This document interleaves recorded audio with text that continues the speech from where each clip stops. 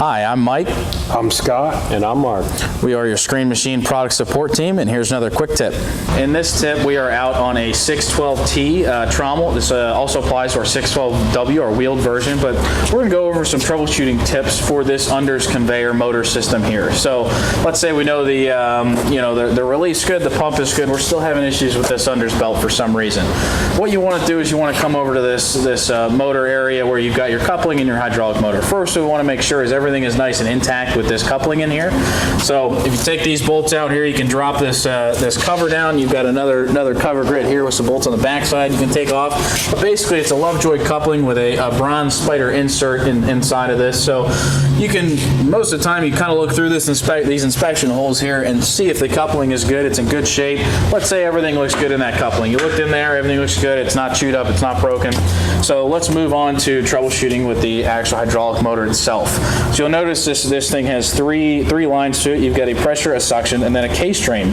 So all this case drain is fluid that's bypassing through the casing of this motor that's going back to our tank here.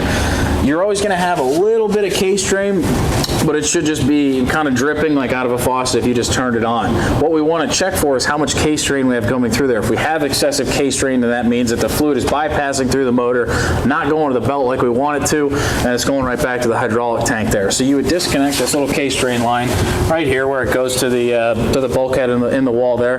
Get yourself a bucket, a cup, a red Solo 16-ounce cup is typically a nice thing to use, because if you have more than 16 ounces in 1 minute of case drain coming out of this line into that cup, then that is excessive case drain. So 16 ounces is 1 minute is what you want to measure.